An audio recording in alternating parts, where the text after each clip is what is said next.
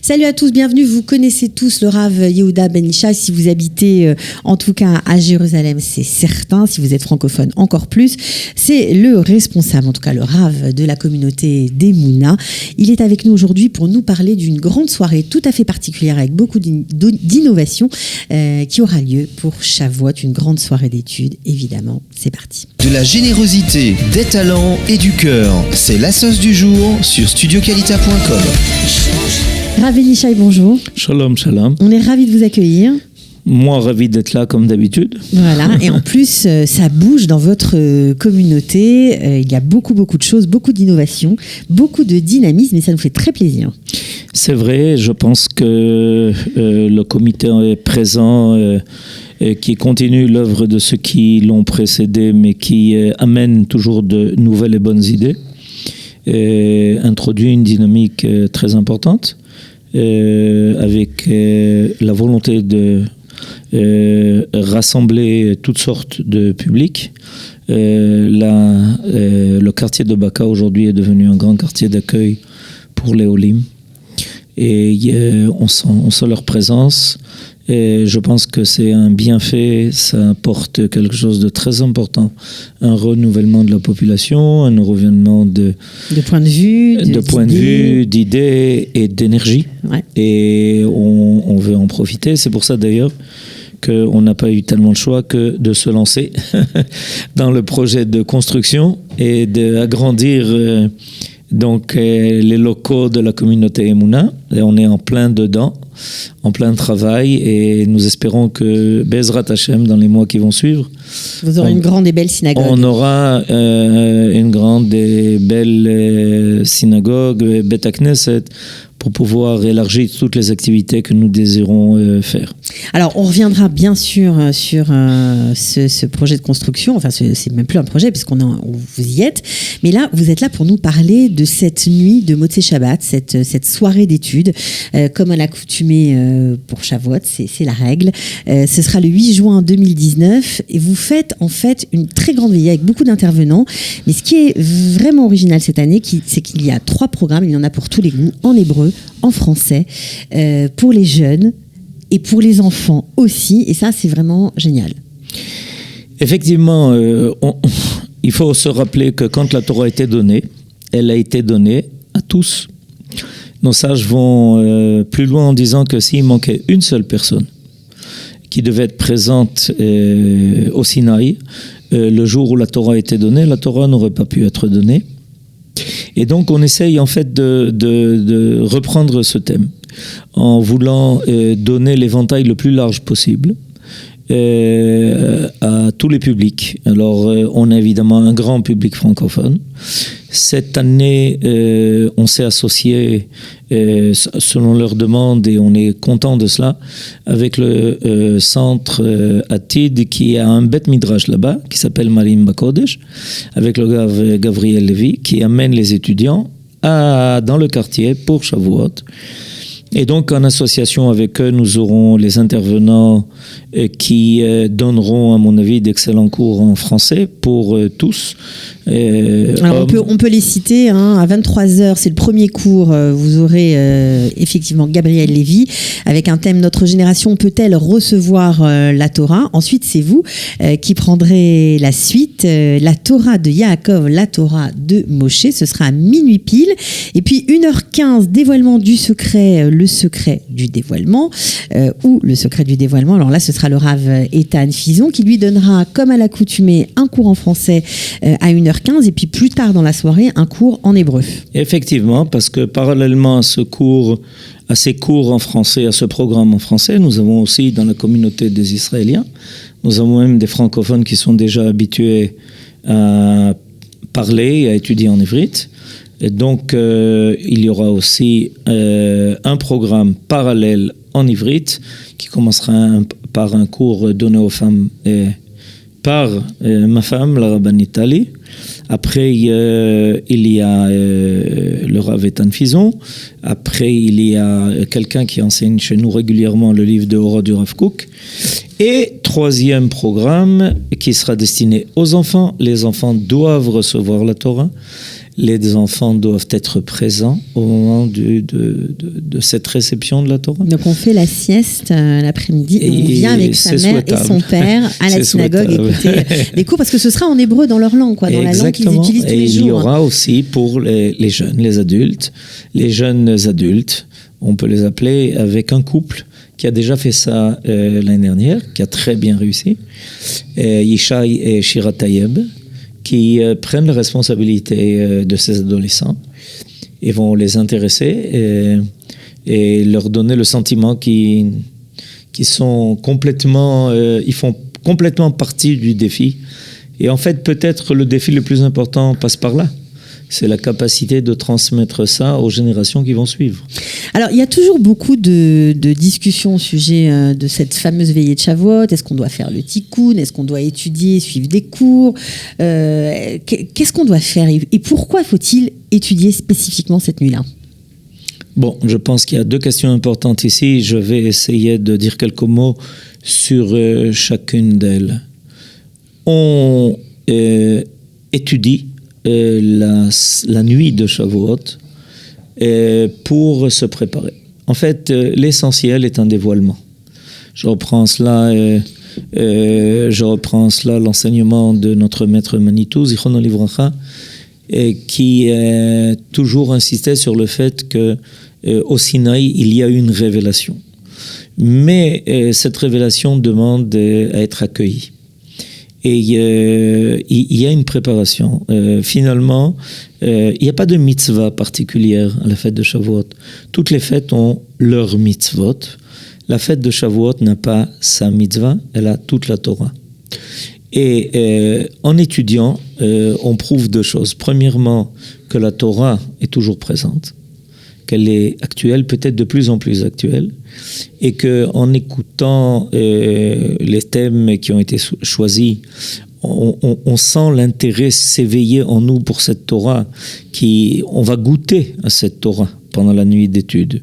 Ça répond aussi un peu à la deuxième question. Comment se fait-il que pendant des générations, il y a eu effectivement un tikkun? On l'a aussi d'ailleurs. C'est le quatrième programme. On va en parler, mais bien sûr. Il y en a pour tous les goûts chez vous. Ce soir-là, il y a vraiment, il y a des lignes on va au côté. On va en parler, on va pas tout dévoiler.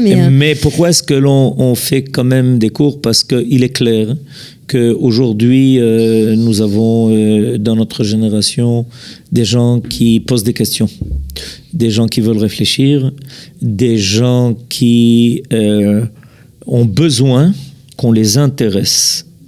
Il y a tellement de... C'est un défi pour les rabbins, ça. C'est un grand défi pour les rabbins. On a beaucoup de concurrence. Il y a beaucoup de choses qui, aujourd'hui, captent l'attention du public. Et je pense que les rabbins, aujourd'hui, ont un rôle tout particulier. C'est faire apparaître cette Torah une Torah qui soit capable d'être au niveau de la génération. D'être au niveau de la génération, d'être à la hauteur de la génération. Et donc, on a besoin de donner une étude qui ouvre le cœur et l'esprit. Alors, ceux qui veulent maintenir leur tradition de faire le tikkun, ils commencent plus tard d'ailleurs, pour permettre quand même aux gens de venir un peu étudier s'ils le veulent. Oui. Et en même temps, je pense qu'il y a aussi quelque chose de très important, c'est que beaucoup de gens se retrouvent. Et il y a quelque chose qui a été dit à propos du don de la Torah au Sinaï, c'est que le peuple d'Israël a réussi à se réunir, à relever ce défi. De nos différences, de nos divergences. Malgré toutes les différences et les divergences, alors, quand on voit comme ça des dizaines et peut-être même plus de gens qui se réunissent ensemble, qui écoutent, qui posent des questions et qui donnent le sentiment d'être là ensemble, on réussit à faire revivre un peu cette chose extraordinaire. Imaginez-vous, on est sorti d'Égypte, on est des milliers et des milliers, et on est tous réunis, un peu comme tout le monde se tient la main, et on fait un grand cercle comme ça autour du Har Sinaï, et on affirme, en fait, on est un seul peuple qui a en son cœur une Torah, et qui réussit à nous réunir par son dénominateur le plus élevé. Alors, cette idée que des gens participent ensemble à des cours, se retrouvent... Des familles entières. Et des familles entières qui viennent et qui peuvent participer à tous les âges. Ça donne, c'est impressionnant de voir cette foule-là qui se réunit et qui donne cette impression qu'on est là à nouveau, 3500 ans pratiquement après, et que le Ham Israël a son côté éternel, de la même façon que son âme est éternelle et sa Torah est éternelle. Alors, ce qui est très impressionnant aussi, et vous allez en faire partie cette année, c'est de voir ces foules de gens au bout de la nuit, voilà, en plein milieu de la nuit, presque au petit matin, partir en file, voilà, au Kotel. La ville est remplie, ça monte, ça descend, il y a des gens partout. Et ça, c'est toujours très impressionnant. En tout cas, moi, ça m'impressionne toujours énormément. Ça montre la vivacité, à quel point notre Jérusalem est vive aujourd'hui. Alors, vous avez participé à ça parce que cette année, vous innovez. Vous allez proposer des études en groupe avec Shmuel Belisha et Gabriel Lévy à partir de 2h30 du matin. Alors ça, c'est nouveau, ça. C'est effectivement nouveau. Je pense que... C'est par petits groupes, ça va être par petits groupes ? C'est par petits groupes, évidemment des groupes dirigés. Et je pense que les gens aussi, surtout tard dans la nuit, déjà presque le matin, on veut être un peu plus actifs. Au début de la nuit, on est encore suffisamment éveillé pour cela, pour entendre des cours. Et à la fin de la nuit, on est fatigué. On est plus fatigué, on veut être un peu plus actif. Ça te permet aussi de participer. Ouais, tout simplement. Et à la fin, il y a un grand départ pour le Kotel. À quelle heure ? Et vers 3h30. D'accord. Vers 3h30, 1 heure de marche à peu près, ça nous fait arriver au Kotel pas longtemps avant le Netz. Ça dépend comment on a marché en route. Et je pense que là, à nouveau... on va se joindre à toute cette foule. Je ne sais pas si ça existe dans le monde, imaginez-vous, des milliers de gens qui affluent de toutes parts pour se retrouver juste à côté de l'endroit millénaire où était le royaume de David, Jérusalem éternelle, le Kotel libéré il y a 52 ans, et puis Yerushalayim Shel Zahav, Elev Shel Zahav, et Torah Shel Zahav, et ça prouve Torah Mitzion. Et évidemment, ça prouve combien notre peuple a plein d'énergie, a encore n'a rien perdu de toute sa vitalité, et il vient en fait remercier celui qui a veillé à ce que malgré tout ce qui nous est arrivé et tout ce que nous avons passé pendant cette longue histoire depuis le don de la Torah au Sinaï, on est là, on est présent et on se retrouve ensemble pour dire Am Israël Chai. Alors ça va être une soirée un peu exceptionnelle. Moi je pense que vraiment si vous n'avez pas l'habitude ni d'étudier cette nuit-là, ni de fréquenter la communauté Orot Emunah, mais que vous êtes à côté, allez-y, profitez-en.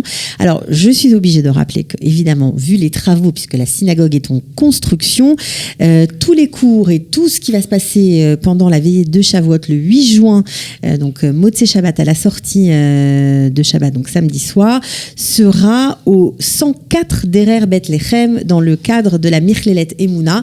Donc c'est un bâtiment très visible, il est rouge de l'extérieur, donc tout se passe là-bas. N'allez pas à l'adresse classique de la synagogue. Vous verrez les travaux. Voilà, vous verrez les travaux, vous serez un peu déçus. Donc rendez-vous à Michlelet Emunah 104 Derer Bethlehem. Donc il y en a vraiment pour tous les goûts. Apparemment il y aura du fond, ça c'est sûr, et du cœur comme toujours, parce que les intervenants sont toujours géniaux en général. Voilà, donc ils nous tiendront éveillés toute la nuit. Qu'est-ce que je peux vous souhaiter pour la réussite de cette soirée ? Ce que vous pouvez nous souhaiter, c'est que les gens viennent avec beaucoup d'appétit.